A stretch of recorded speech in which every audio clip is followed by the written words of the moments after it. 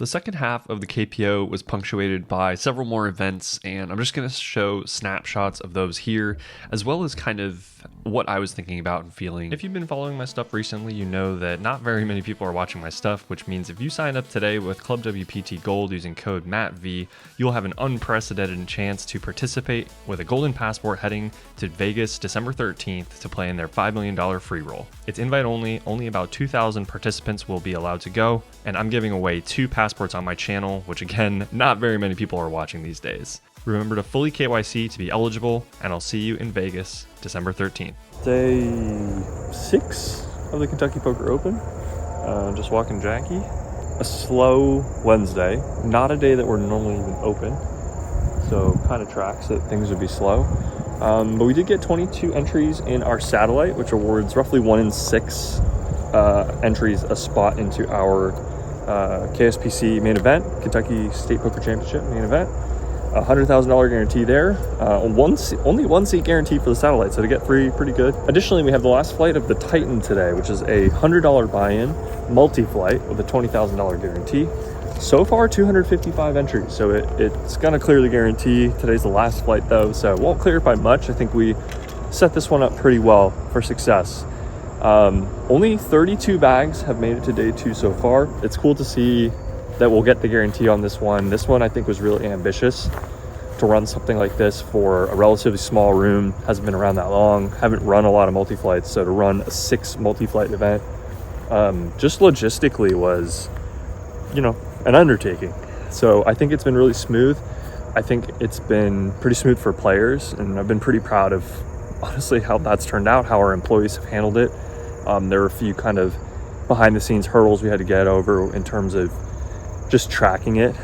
Just the sheer number of downs that go into just one singular event like this is sort of outrageous. A down being, of course, 30 minutes of time in the box for a dealer. We ran a women's event, our first ever women's event, a $10,000 guarantee. I didn't even get my makeup done. Welcome, ladies, to our women's 10K guaranteed event. Yeah, we're gonna break the guarantee as it's a lot of Waffle House you can order if you win.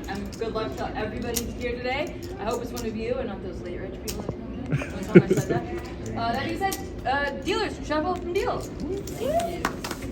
We were expecting to lose money on it, so to not really lose anything on it was pretty cool. And of course, awesome to see the women out here and representing at the barrel. We also ran our first ever mixed event, which was a $300 buy-in and a mix between just no limit hold'em and pot limit Omaha, so nothing too insane. But we ran it with chips we don't normally have in rotation, so it was definitely a challenge for the dealers. It was exciting to see this event get some interest and watch Brendan get to take it down. Brendan being a good friend of mine and friend of the barrel. Last but of course not least, our main event was a $100,000 guaranteed buy-in. I'll have more to say from the in-person footage, but it was really cool to see it hit the guarantee, exceed it by about $17,000, and pay out $30,000 plus to first place. Just a really cool vibe in the room. It was one of the first kind of big moments for me as an operator, feeling like, I mean, this is a real poker room. Like we're running a serious tournament where people are winning very significant amounts of money. It just felt really good, and it's what we've really been striving toward this entire time that we've been open. Feels pretty good. 44 entries so far, 38 unique that are in. Cash game started at 1:30, which for us is quite early on a Saturday actually. Feels good. Technically, could we miss the guarantee still? Technically, could we be invaded by aliens today? Technically, anything's possible. But yeah, seriously, it feels good. I think we need 58 to just clear the guarantee, like just barely. I think probably hitting 65 today is not crazy in the slightest. So more is certainly possible. 7 hours left in late registration. A lot of people here will re-enter. There's probably people who will late register. 5 tables running reasonably full right now. Love to see it. I could not be happier right now, I don't think. It's sort of surreal being in a situation where a week ago we missed a 50K guarantee by 10K and then hit our 100K guarantee. I'm really proud of the team and myself putting that together. It just feels good. And of course, you know, there's financial upside, but I was okay with the prospect of a financial downside.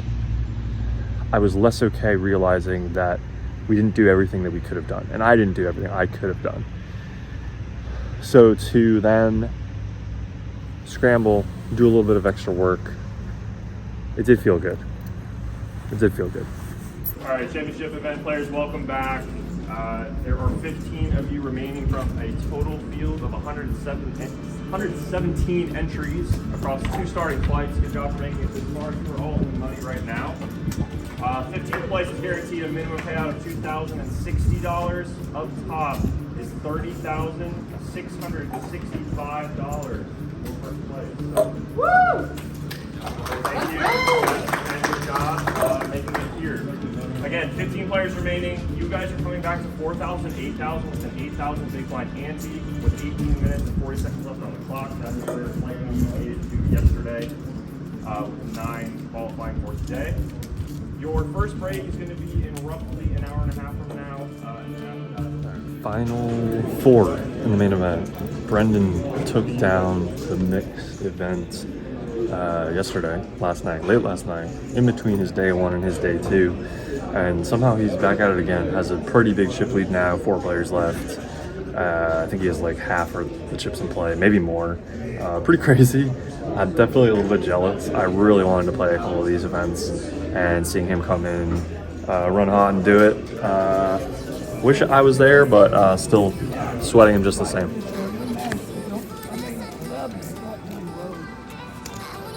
I go up 2, 4, 5, 2, 3, 4, 5, 2, 3, 4, 5, 6. It was close. Yeah. I do think the 6s.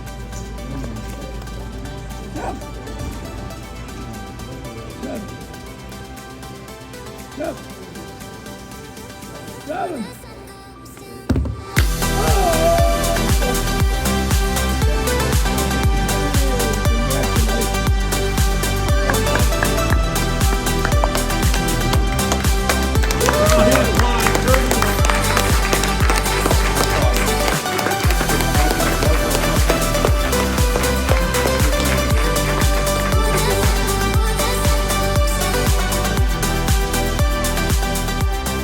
I was supposed to record a follow-up video a few days ago at least, and did not. Brendan, my good friend Brendan, won not just the mixed $300 no-limit PLO, but also our $1,100 buy-in, $100,000 guaranteed Kentucky State Poker Championship. Our main event for the Kentucky Poker Open, and by golly, he won both. We also met the guarantee, $114,075 in the prize pool. Yeah, we didn't smash it, I think, by objective margins, but I think when you miss a 50K guarantee, do a marketing push, you know, pound the pavement like I did, you know, put the word out, remind some of your bigger stakes players about the series and learn from it. And then actually, like, grind afterward. It feels just super gratifying to hit it. Not because we made the money as much as just the fact that we cleared the thing that it seemed like was going to be especially unlikely or difficult to do. So I feel really strong about that. I may have said that already in a recording, but it's just kind of hitting me here and there in pieces. I'm really proud of how this series turned out, from a little bit of a weaker start on one of the bigger events to now. But the reason why I'm recording right now is because I got a little bit emotional. I've been texting with some of our kind of like more regular and vocal people whose opinion I really respect and I would say seek out, but they also often seek me out too. You know who you are. But I can't unfortunately share the names of the people who I'm speaking with. But I just got a couple of very, very nice texts, and I do think that when you go out of your way to seek feedback from, key customers, key members in our case, they reward you with a lot of value, and a lot of times they're willing to do it basically for free, without really an expectation of return, because that's the idea of the business. They're getting value from the business. They're willing to reciprocate, not just through dollars, as a paying member, but also through their expertise, their own opinions, their knowledge. And I think that valuing that is super important, and it's important also to do whatever I think is right from an operations and overall perspective, and at the same time valuing their input because they're the ones that we're trying to serve. That balance, I think, is key. And I just got a really, really nice message about the work that we've put in to the barrel so far, and the appreciation that this person has for it. The fact that we are providing a safe and legal option for poker in a place that historically has not had any, and just being complimentary of the staff in a way that just makes me really happy and proud. And I didn't really turn on the recording with a specific goal in mind, other than just to feel what I'm feeling right now, I guess, and capture it.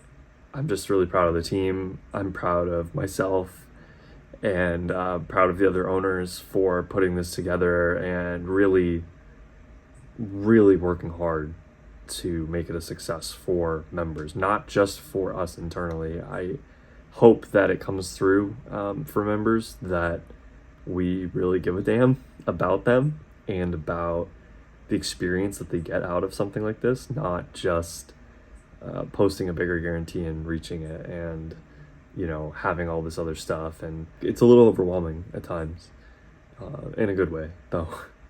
sometimes in a good way. I was also really humbled this week. We had 3 content creators who came out and exerted their influence, if you will. Alex Lovelace came out for several days, did live reporting basically from her social media channel. I think she crushed it, and it gave me a lot of ideas for how we could approach content in the future. Not necessarily going to be able to replicate it all the time, but just a handful of ideas that have come to me from that. So really excited about that.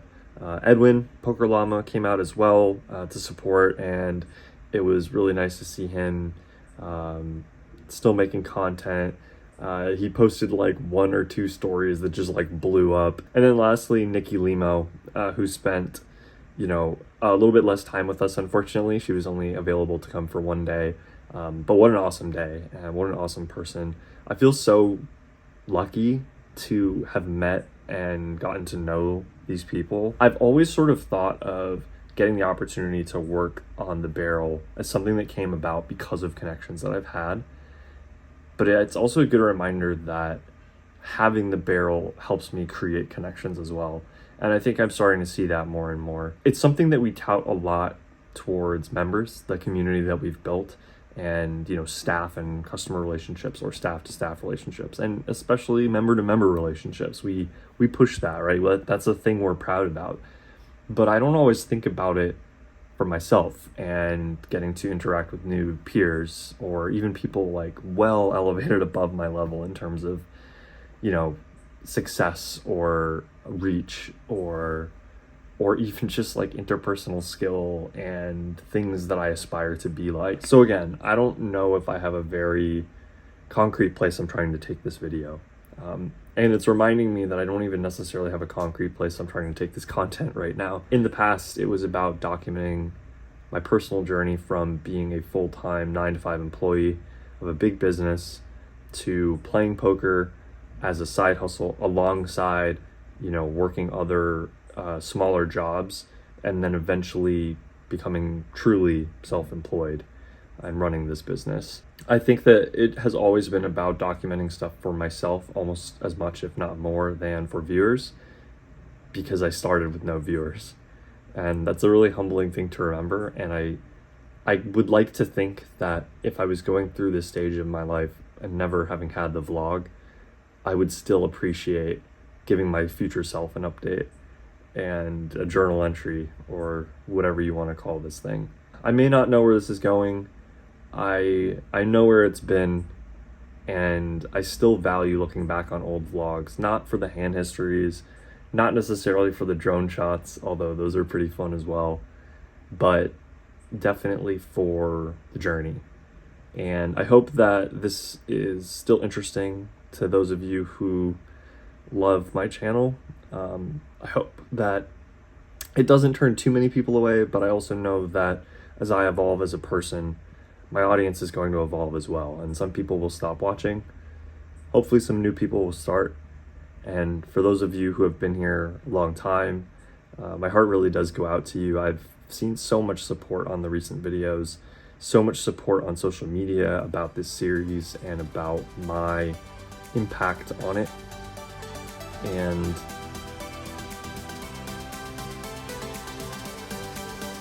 thank you.